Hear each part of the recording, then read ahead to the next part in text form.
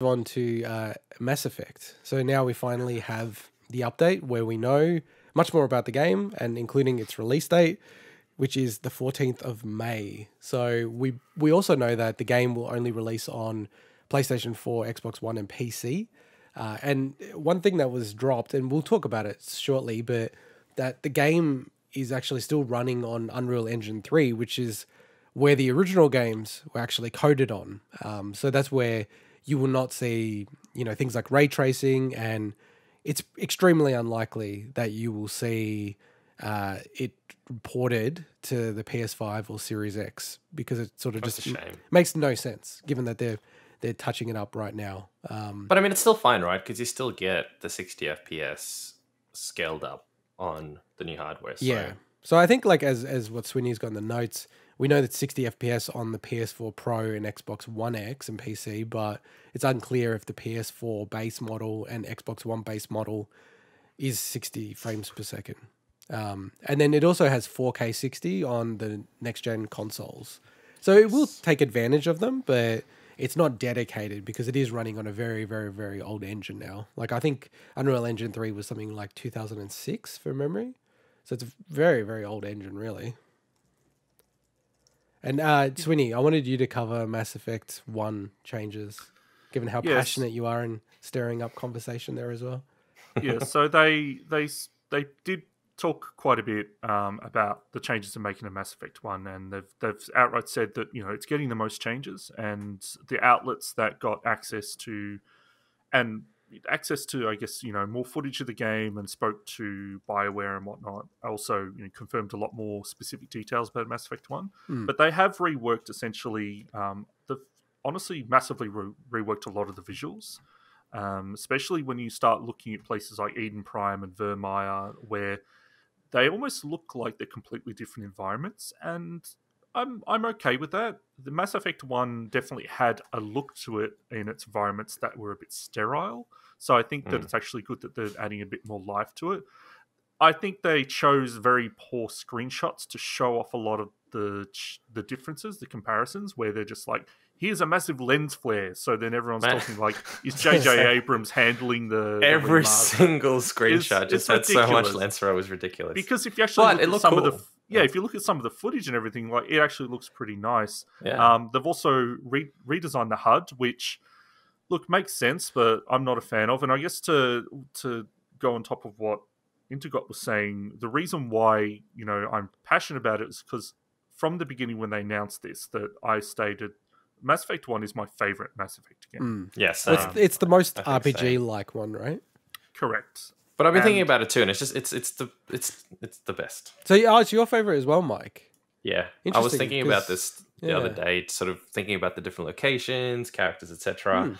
And obviously 2 and 3 were more polished, but number 1, just the impact the story had, the generational leap in graphics and stuff, because it was one of the first 360 games that I think came out, or at least that I played. So yeah, the difference for me is I actually prefer the way that Mass Effect 1 plays as well, which is not going to be...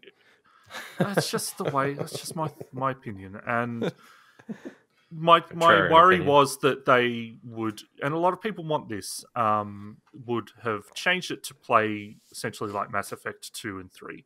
And they've kind of gone in the middle. And from everything I've read, I'm okay with what they've said so far. Like, for instance, they've changed the cover system so it plays more like Mass Effect 3. The cover system Mass Effect 1 was quite spotty and quite glitchy at times. And they've just, made gameplay tweaks along the lines of having a dedicated melee button, which is okay. That doesn't worry me. So far, I actually think what I've seen of it, I'm okay with it. And honestly, if I really want to play the original Mass Effect 1 exactly how it was, well, I can always go get the PC version and get a high-res texture mod there and then play it there if I really need that. So I think for everyone else that was really wanting to rework Mass Effect 1, now they haven't remade, as we said, this is a remaster through and through. It's definitely not a remake in any way. I think I'm glad that, they're doing the work for everyone else. And it seems like a remaster plus, right? Like, there is a little bit extra that they've done that you may not see in a typical remaster. Oh, yeah. Well, yeah, it's an interesting one because it's not a remake, obviously, it's a remaster, but I really do feel that and I think maybe Swinny, if you go through the list of changes being made, it'll highlight some of these things a bit more. But there's definitely key things that are above and beyond, say, what you get between Shadow Complex, between the 360 and the remastered version. They feel like basically the same game to me. Yeah. Do you want me to clarify some of the details we haven't mentioned? Yeah, let's talk about those, because then people get a better idea of what's changed. The games have a shared character creator now, which is, I think, a really good idea. So that when you essentially, if you jump straight into two before, if you don't want to play number one or whatever, it's the same experience of creating a character. Obviously, that means sharing the character across as you progress through the games means there will be no difference there.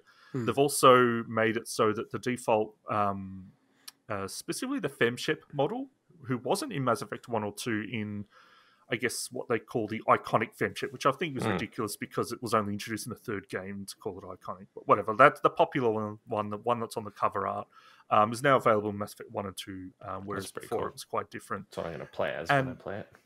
And we mentioned before when we've covered this that it obviously includes all the base games, it includes all the DLC packs, but they've clarified there's one that's not included, which is Pinnacle Station for Mass Effect 1, which is not a big loss. I think all you essentially lose is the combat simulator missions, and you get like a little nice... It's almost like a room, like a hub on the station that you go to, but apparently that's because the source code was corrupted because it was developed by an external studio, so that's interesting. But yeah, that's crazy that they lost the source code and they did everything they could to recover it, but they could never do it, and that's why it wasn't on the PS3 version either. Well, that's interesting, actually. I didn't realize that, but I'm glad that it was that one and not Bring Down the Sky, which is the one that introduced the Batarians for the first time, or like they talked about Batarians, but you hadn't seen them. So I'm glad they've got Bring Down the Sky. So Pinnacle Station's not a big loss. And, of course, no multiplayer for Mass Effect 3. They're being clear. Pretty much early on, all the rumours were saying there'd be no multiplayer. Bummer. I was in the top 10 at one stage in that game in all of Oceania. I'm not even kidding. And I think your brother-in-law was number one or something at one stage. Yeah, you guys were insane with... I wasn't a big fan, but I know people loved it. So it is a shame for people that did love it, but I understand why they haven't included it. Yeah, we've mentioned before that it was all built around microtransactions, and they'd have to probably rework the way that all the progression worked in, because I don't think people would let the loot boxes fly these days that were in Mass Effect 3 multiplayer. Not the way they were implemented back then. No. And there's a whole lot of other specific details, a lot of them, and there will be in our show notes as well about Mass Effect 1, the changes they made. Probably the one that most people probably enjoy is the fact that the elevator sequences are much faster now, and you can skip them, which means that if you want to get... Because the way they built it in is you could hear about the news reports and it reacted to what you did in the game as you went throughout the game in the elevators. So if you wanted to hear that, you still have the option. So that's really good that they just didn't make them quick. You can still kind of experience that part of it. And what do you guys feel about this whole remaster versus remake thing? Because I feel like it's almost like the reaction that people had to Mario 3D All-Stars was, this is terrible. Like they're just repackaging 3 ROMs and sending it out there. Which this feels like more than that, though. But they did do work on those games. That's the thing I don't understand. It feels like a double standard to me. I don't know what people expect. So obviously, I don't think BioWare in this moment in time has the budget to remake Mass Effect 1, 2, and 3. And I think what's the point? I think their resources are much better spent going to the next step of the series.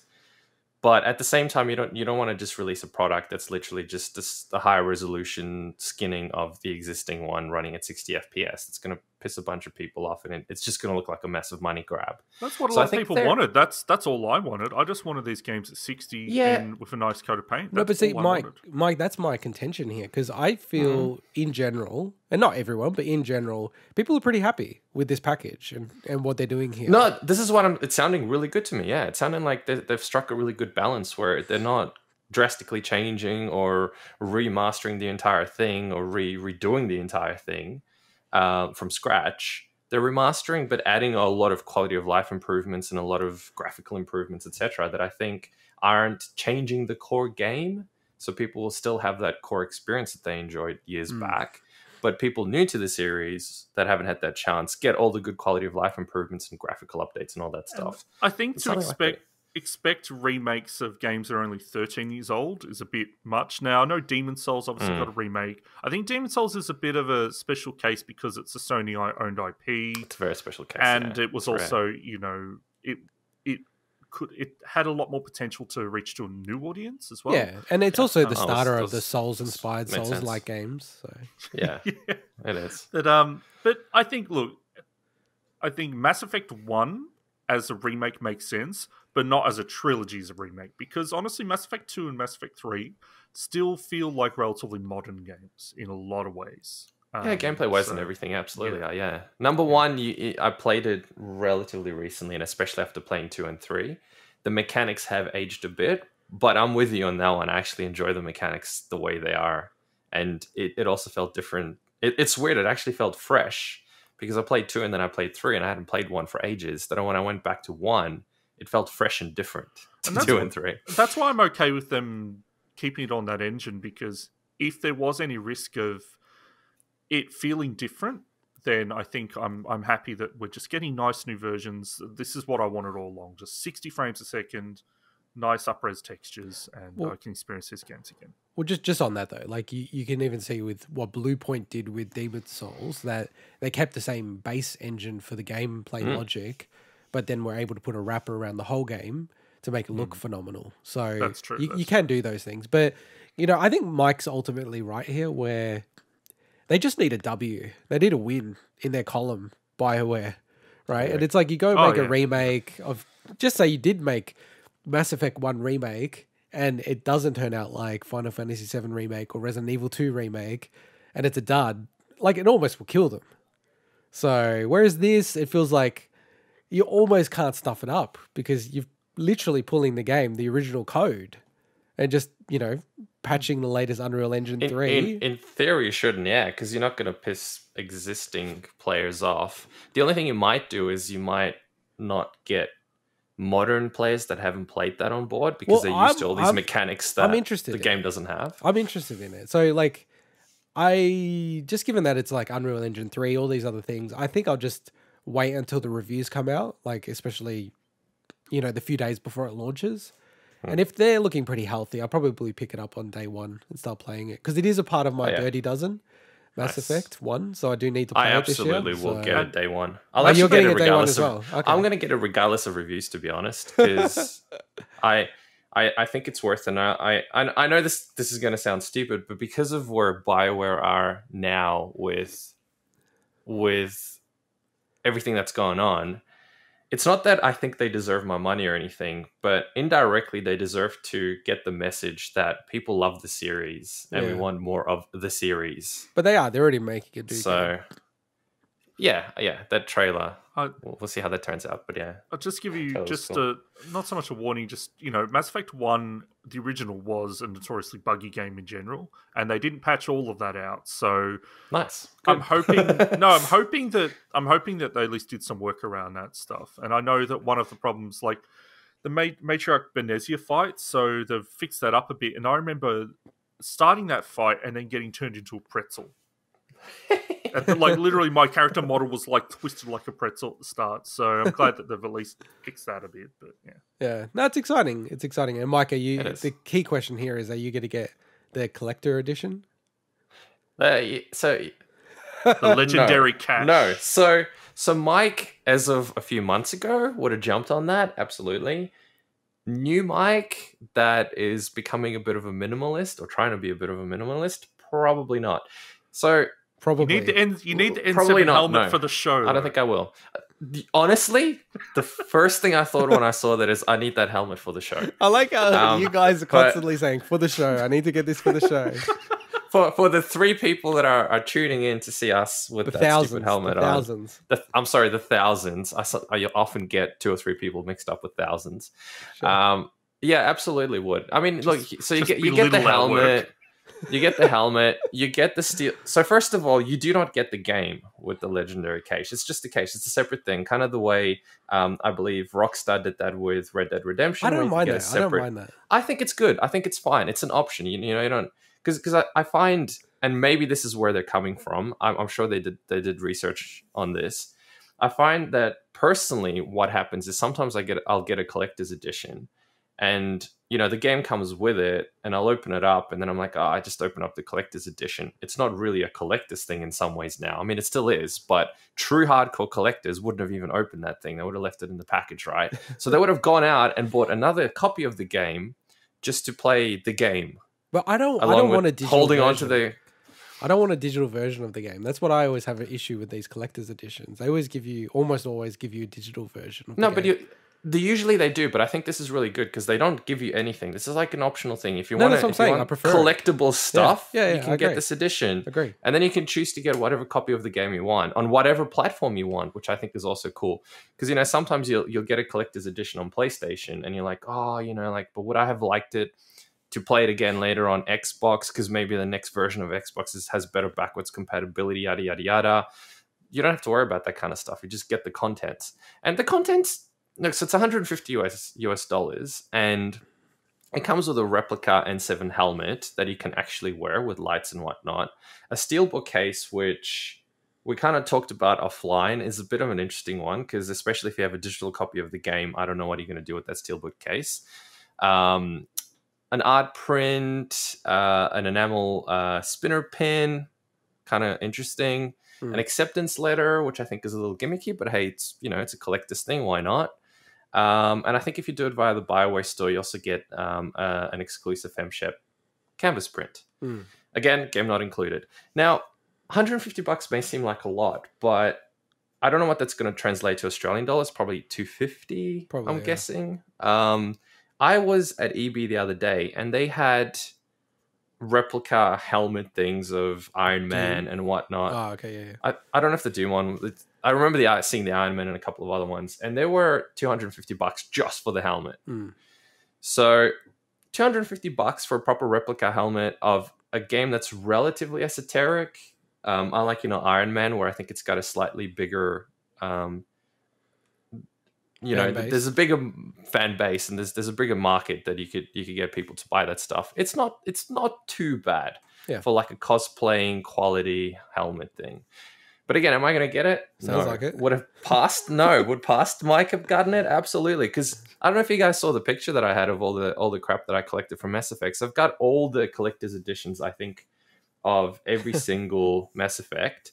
I've got the lithographs, and I've got I think all the lithographs that I have were the signed, numbered ones. I've got all the books, I think. But you don't have the most important one, which is the N7 PC case that they announced. Yeah, I know it's bad. I tell you one thing that I do have though, which is interesting from a collector's perspective. When the original Mass Effect came out, they had these. I don't know how big they are. Probably like 7-inch statues of Commander Shepard, and they actually look nothing like him. They were really well sort of made and cast. It was a resin cast, I think, from memory. And I ended up getting a couple of them, and I think they only made 2,500 in total, like between 2 and 2,500 in total. And to this day, I have 2 and 2,500. Jeez. Well, I'm saying it's fairly limited, right? It wasn't like just something that they did. Oh, look, two would be exceptionally rare. But even 2,000, 2,500, it's still within that range of that's pretty rare. So rare, in fact, that I have not seen them for probably about 6 or 7 years on eBay or anywhere available. Like, no one's selling these things. So I don't even know what the value of these things is, whether people, they're worth nothing, or whether because they're the first sort of statues ever released for this particular game series, they're actually worth a significant amount. No idea, because no one's selling them. So... And at the time, they were going for super cheap because it didn't even look like Commander Shepard. It looked like a totally different character. So you're saying that the game is going to spin up to a movie franchise, be worth billions, and then, you've got these almost original Star Wars Kenner toys that are going to be worth pretty much, stack. man. Yeah, yeah. If this thing becomes big, I'm all in. I'm investing in BioWare stock. And these statues. You hear that, Wall Street bets? Screw GameStop. Going on Mass Effect figures. Into BioWare. and one thing I didn't loop off before we move on is Swinny. Are you getting this game? Of course, it was in my. Oh, so you're getting a launch as well? Yeah. I didn't say at launch. You said, "Are you getting it?" Of course, I'm getting it. Got to do it for the show. I don't know if I'll get it at launch. I'll you pick it up. You will. It's a I'm calling it now. He's gonna get it at launch. I'm calling it now. I'll pick it up. I'll pick it up. 14th of May. He's gonna get it. He asked me a question, Mike. You want to keep talking? No, I know you better than you know yourself, so I'll just answer that for you. I'll pick it up sometime this year, but I've just got so many other games I'm in the middle of playing. So. Sometime this year, like 14th of May, maybe. All right, let's move on to the next story. All right, let's move on. So another